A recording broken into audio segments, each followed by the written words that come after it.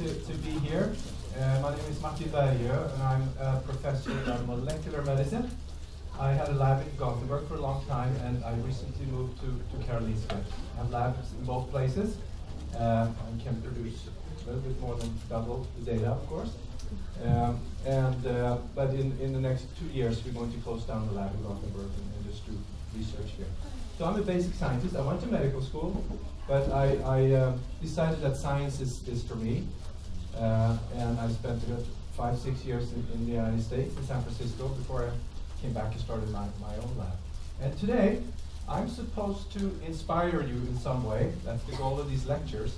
My inspiration to you, and the thing that I want you to take home from here, is that you should always follow your ideas and your data, even if people are telling you that you're wrong. Even if people are screaming at you that you're wrong. If you believe in your data and your ideas, don't let them go. It's your curiosity and drive that is going to change the world. Okay? And I haven't done that, but I will give you an example from my own research that has allowed me to break up, at least contribute to breaking up an old dogma that is extremely well rooted in society. And I'm sure all of you have come across this topic. This data that I'm going to show you, and this whole project actually, which now more than half of my research group is working on, started just as a serendipitous finding. We were studying lung cancer in mice and human cell lines that we cultured. And we believe that one of the things that we found was related to oxidative stress. And in a control experiment, we gave mice with lung cancer antioxidants. And we were thinking, well, the antioxidants are either going to have no effect on the tumors, or they're going to be less tumors, because everyone knows that antioxidants inhibit tumors, right? But the results I'm going to show you was the start of a completely new idea and project in my lab. So, the dogma that I'm talking about is the dogma on antioxidant and cancer. And it goes like this. Free radicals are formed in all cells that use oxygen. It's a byproduct of the oxygen just being there. And it's an oxygen that has an unpaired electron. And they can be called a lot of different things. I'm going to call them ROS, for reactive oxygen species. Okay? And so we know for sure from lots of different experiments that ROS can cause damage to a lot of things in the cell. And we know that if ROS damages DNA, this type of DNA damage can cause cancer. This is undisputable and proven, you know, beyond any reasonable doubt. We can pour compounds that increase ROS levels on cells, and eventually some of them will transform into tumor cells, okay? But then the other part of this dogma is that antioxidants, which are found in food and in supplements, of course, they inhibit free radicals. That's what they do. They scavenge these free radicals in many different ways. And because they do that, this dogma says that antioxidants must protect against cancer. Okay? This is the dogma that I'm talking about. And this dogma has been around since the 30s, 40s, 50s, basically, when these things were beginning to take hold out in society. And this dogma is even today fueling a multi-billion-dollar industry, which is worldwide, every country. And if you look with epidemiological studies have shown that 10 to 30% of random populations across the world take supplements where antioxidants is a main ingredient to protect themselves from various diseases, aging-associated decline, heart disease, infection, inflammation, but most importantly, cancer. That's where most of the ideas have been. Now, healthy people do this, okay? But cancer patients are heavy users, and they're more likely than healthy people to take these supplements. And I've talked to a lot of cancer patients when I give these talks to patient organizations and dietitians and things like this, that have told me that the cancer patient, when they come home from their diagnosis, they start to search the internet and look for, you know, how I'm going to change my lifestyle now to make sure that my cancer doesn't grow that much. And they get bombarded with marketing for supplements that contain antioxidants. And some of these companies, they sell prescription to compounds that include antioxidants, where you pay thousands of crowns every month. You get a powder, you get pills, you get things to drop in water that reduce tabletter and things like this. And at least previously, the cancer patients have been encouraged by even physicians who has prescribed vitamin E pills to their cancer patients. I talked to some oncologists in the US that after we published our data said, I've been prescribing vitamin E to my lung cancer patients for 15 years. And why does he do that? He didn't know, but it can't hurt, right? Everyone has thought that at least they can't be bad because vitamins we need in our body anyway. The idea that healthy people and cancer patients should take this stuff means that antioxidants needs to protect both healthy cells, protect healthy cells from free radicals, to protect them from becoming a tumor cell in the future. But antioxidants are also supposed to kill the cancer cell. And that means that ROS needs to be something that the tumor cell can't live without. And you will see from my data later that this is not possible. This idea doesn't fly. Okay, so this research question has then, of course, been around for the past 50, 60 years. And basic scientists and clinicians and health experts have tried to prove this question. And it's not been a question of whether it's true or not. It's been to prove this question. If they haven't proven it, you have to find another way. Okay? So there has been thousands, tens of thousands of studies trying to address this question. There has been thousands of clinical trials, and there's been dozens of the staple mark of an experiment that you need to do to address a question like this. And that is the large, randomized, placebo-controlled clinical study. That's what you need to do. And there's already been dozens of these, starting in the 80s. And when you look at all of these trials, you see that the results are inconclusive. Very few show that antioxidants actually protect against cancer. And the three largest ones actually had to be stopped midway or halfway because the people who were receiving antioxidants, even though it was blind, they were diagnosed with cancer to a greater extent than those who received placebo. So when they noticed that during halfway through the trial, they had to stop the trial because it wasn't ethical to continue, right? And when these studies were published, the first one was in '94. It was in New England Journal of Medicine, a very high-profile journal. And when it was published, the editor of the journal said that this is a very well-known study, and the results are hard to discredit. But the result has to be an extreme play of chance, he wrote. Which means that everyone thought, well, we have to find another type of clinical trial to show how antioxidants protect against cancer. So even though people died from antioxidants because of their cancer here, the trials just continued. Here was another one, and then a third one. This is the largest trial that has been performed. It was 70,000 older and middle-aged and older men that received vitamin E, for example. And it had to be stopped because the men who was taking vitamin E got prostate cancer. And it was statistically significant, so the study was aborted. So when these trials were published, there was a big splash in media, oh, antioxidants might be dangerous. But then the results were sort of left by the wayside, and they didn't translate into recommendations or to a change in the behavior in people and patients, because the sales of antioxidant supplements just kept going up. And we think now, in retrospect, that the reason that these results were just left by the wayside is that there was no explanation for why this happened. Why did some people get cancer from antioxidants? And why did some trials show that there was no effect? When you don't have a mechanism, it's easy to just be blind to it and continue. Anyway, so what we found is that you can't answer this first question because it's composed of two different questions at least, and they have different answers. The first question is, would antioxidants protect a healthy person from developing cancer in the future? And when it comes to a cell, the question would be, would antioxidants protect a healthy cell from free radicals that would eventually turn it into a tumor cell? And the second question is, what's the impact of antioxidants in someone who already has a tumor?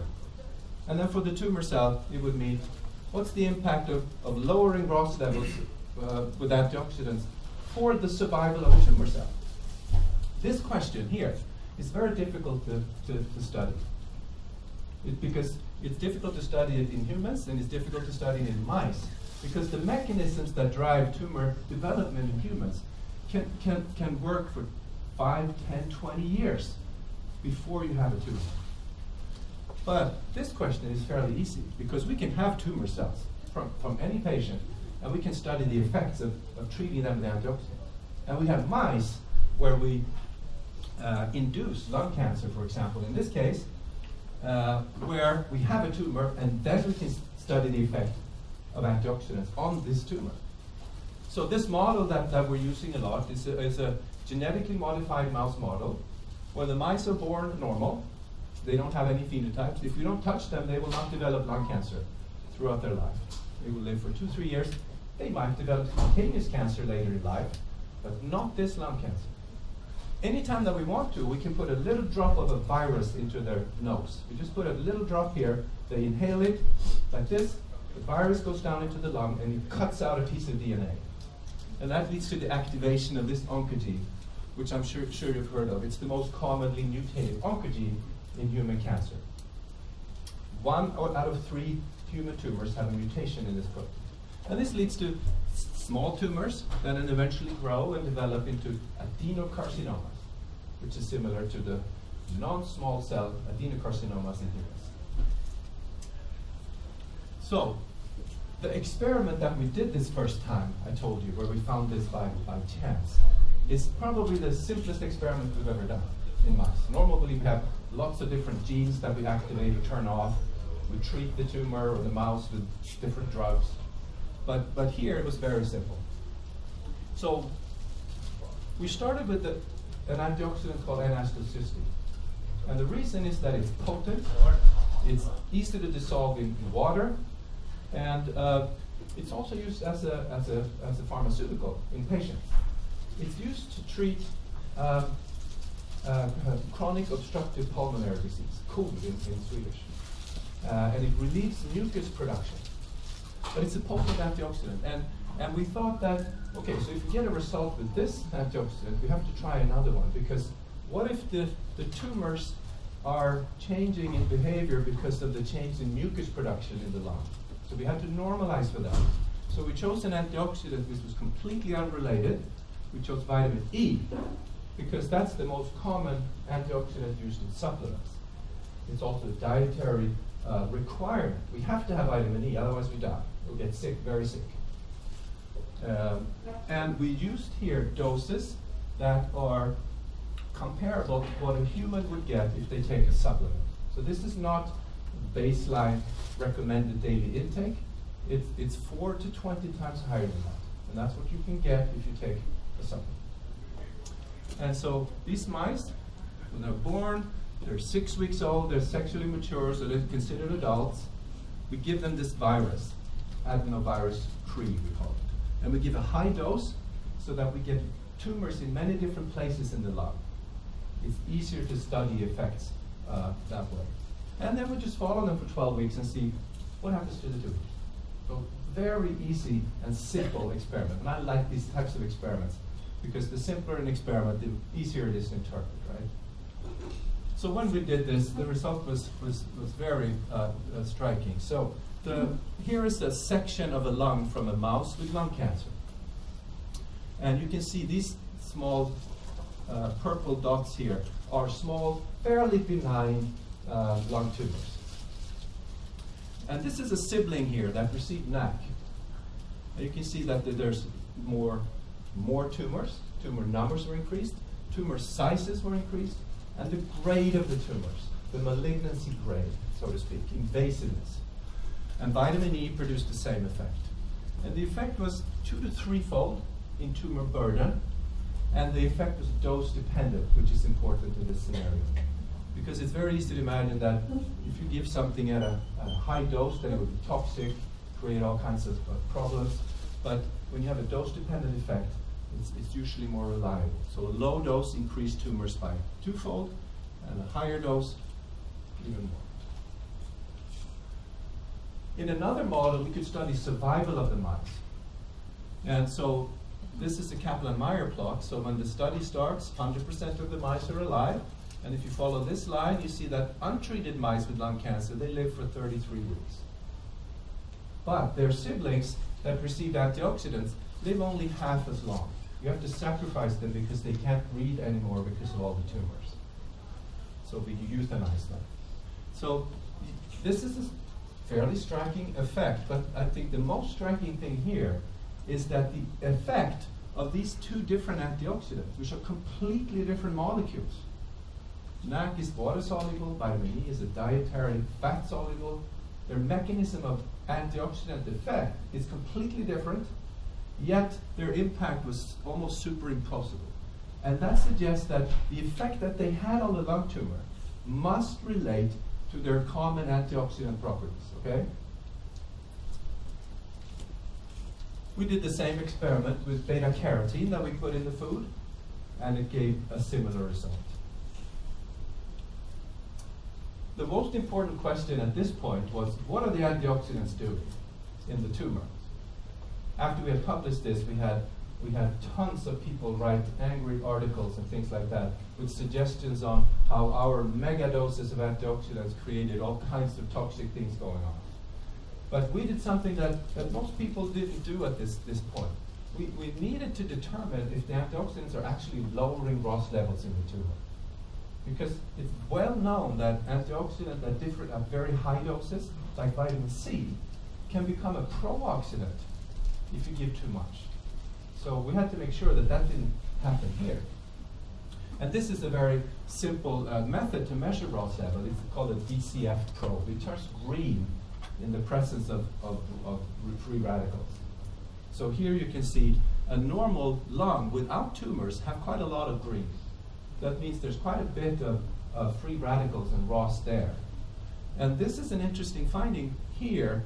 This is the mouse with lung cancer. Now you can see there's less ROS in the lung cancer. We had believed, and many with us, that in cancer there's more ROS because they divide more.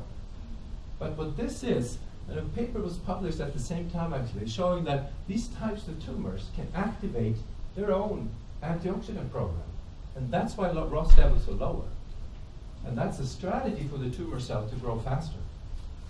So a healthy lung has a lot of ROS, an untreated tumor has less, and then of course we can reduce ROS levels further by giving antioxidants, both of these.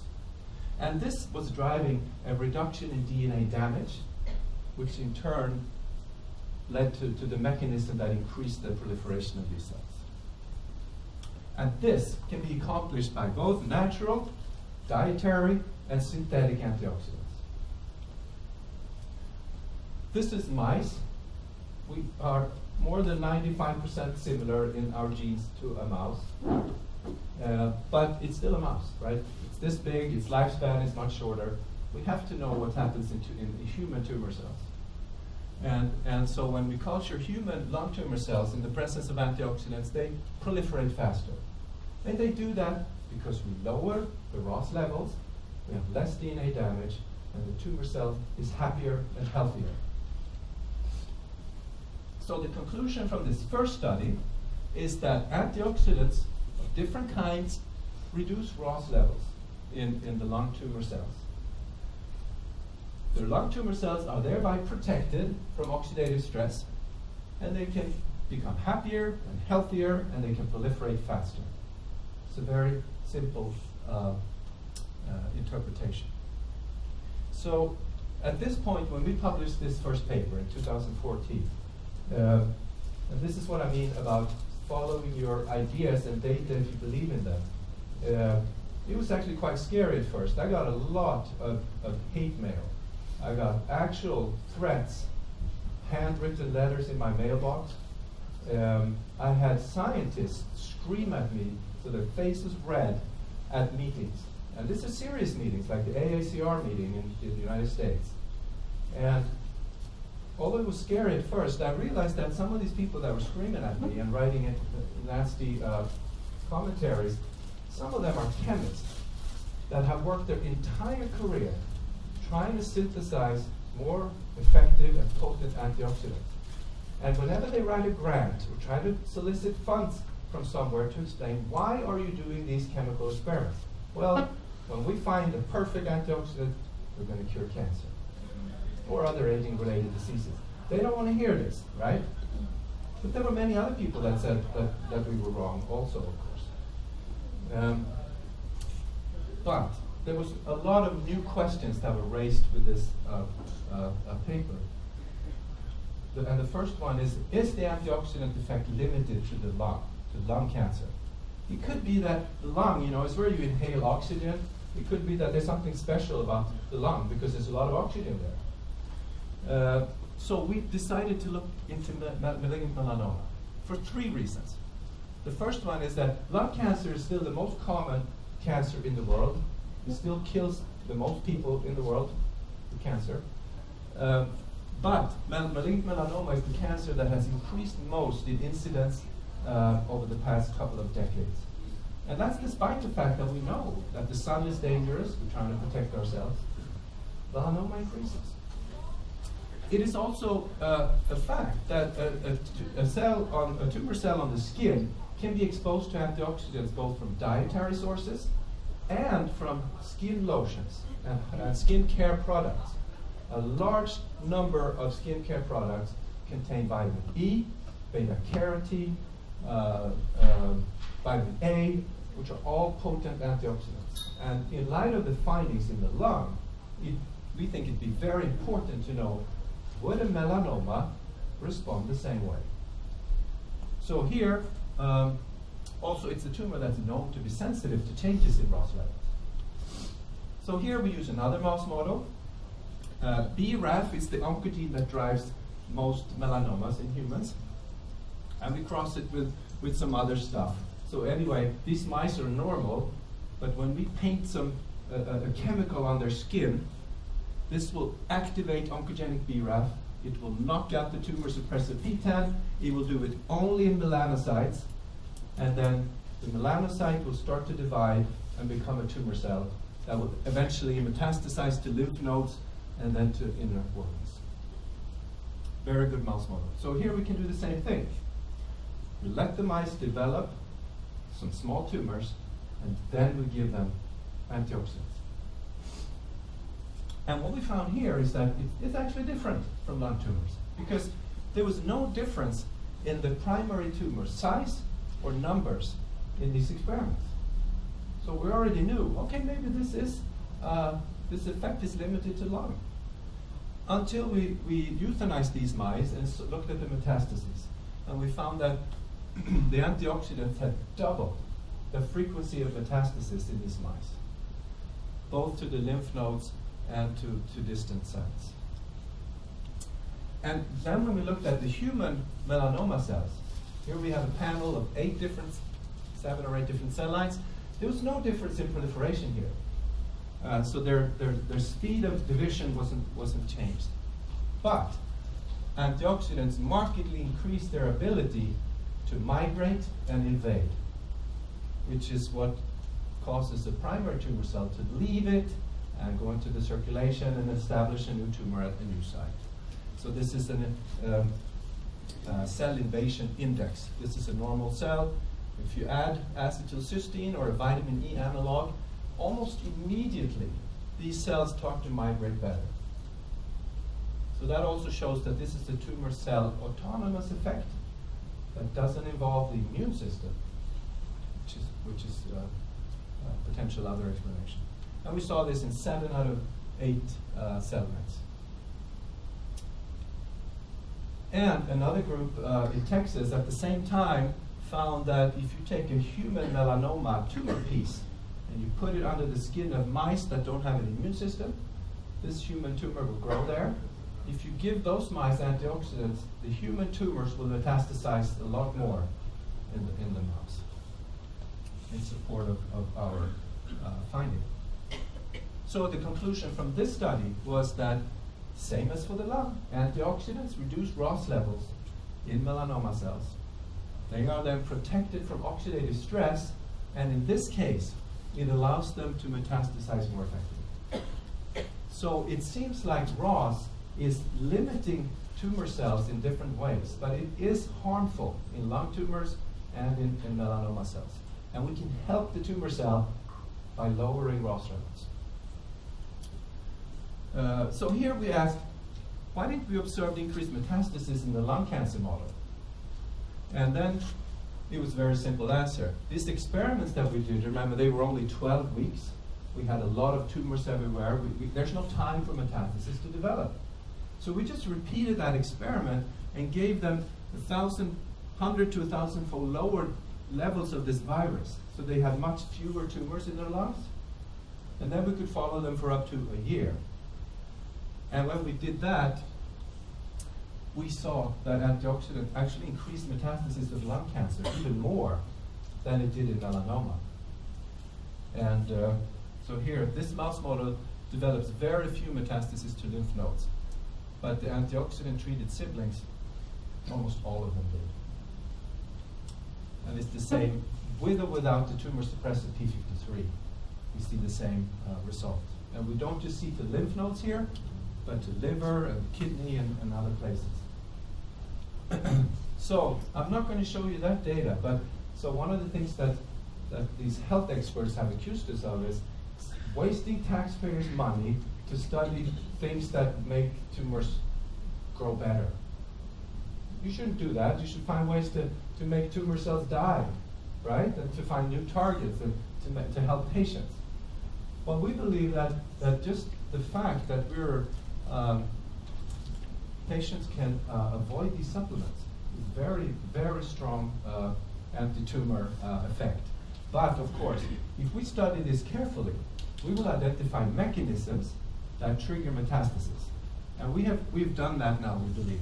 So we found that with molecular analysis, the antioxidants activate a new type of redox-sensitive transcription factor that drives the metastasis. And now we, of course, want to go in and see if this transcription factor or its targets might be new targets for drugs. Anyway, so the take-home message for all this data is that ROS is harmful to both healthy cells and to tumor cells. No cell likes to have ROS. And that's why over millions of years, all organisms have developed very effective antioxidant systems, okay? But the tumor cell, which produces more, have to activate their antioxidant defense system a lot, but we can help it by providing some exogenous antioxidants in the diet. So antioxidants might just help a healthy cell to stay healthy. This is possible. But it will also help the cancer cell stay healthy. And this has a much greater impact, of course. So we have hypothesized, and we're not saying that this is true, but we're working under this hypothesis. And there's a lot of data that support this idea, but there's also a lot of data that refutes it. So there's a lot to be done about this pathway, that antioxidants would protect healthy cells from tumor initiation, that would stop tumor development from the start. And it's much harder to study, like I said before. But the data that suggests that antioxidants are actually helping tumor cells so that they will go faster, proliferate and metastasize better, this data is becoming very, very strong. So from this data, we believe that we have now an explanation for the inconsistent results of all these clinical studies. It's very simple, and it's very difficult, or impossible actually, to go back and prove this. But it's very likely that these studies included from the start varying proportions of people that were tumor-free and people who had already small, undiagnosed tumors. And this is not far-fetched when it comes to this study here, for example.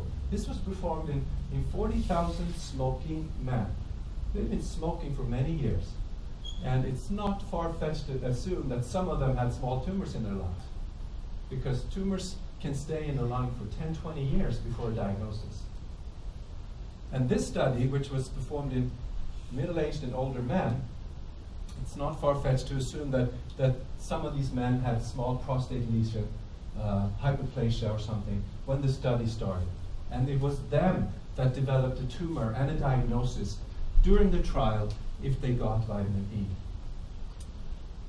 There's a study on 80-year-old men. It's an autopsy study. I don't know when it was, a few years ago, 10 years ago, that showed that all 80-year-old men have some form of prostate cancer. So this is also not surprising. So should anyone take extra antioxidant supplements as a strategy to protect themselves from cancer? Well, according to this hypothesis, it should be a tumor-free person. Maybe somebody very young. So in theory, if we want to prove this, we would have to take, I don't know, 100,000 children, randomize them to different antioxidants, and then follow them for life. This is, of course, highly unethical in light of what we know today. Because as soon as they develop cancer for any other reason, which of course you can, then this cancer would grow better if they had an antioxidant. So we will not do those studies. And you know, the greatest, largest risk factor for cancer, do you know what that is? Age. Yes, age, absolutely. So the older you get, the higher the risk. And it's funny that the older people get, the more they're likely to take these supplements, right? And so there are no studies that have shown that these antioxidants are helpful for heart disease, Alzheimer's disease, or any other neurodegenerative disease. So it just doesn't work.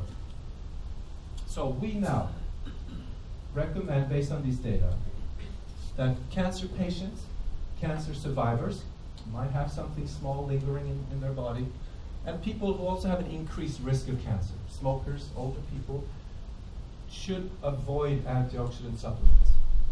This is my and my colleagues' recommendations. There is no evidence of therapeutic effects. And now there's strong evidence, very strong evidence of harmful effects. So what should you do then? A balanced diet will work when it comes to this. So that's what I recommend. And supplements should only be used if you have a documented deficiency. One of the problems with these recommendations, according to these health experts online that sell all these supplements, you can't make money off of this recommendation. It's impossible. So this idea that concentrated stuff in pills will help you is going to flourish because people make money from it. And when a dogma is broken down, a lot of people lose their livelihood, right? So we're hoping that these studies that we have done will help us understand mechanisms of how tumors metastasize. We believe we have come there.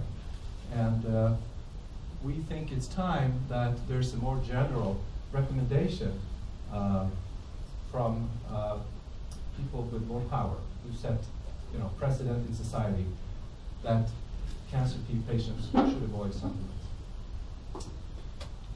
So I had a fantastic team of researchers that have helped me do this. Volkan Sayin is a postdoc now at New York University.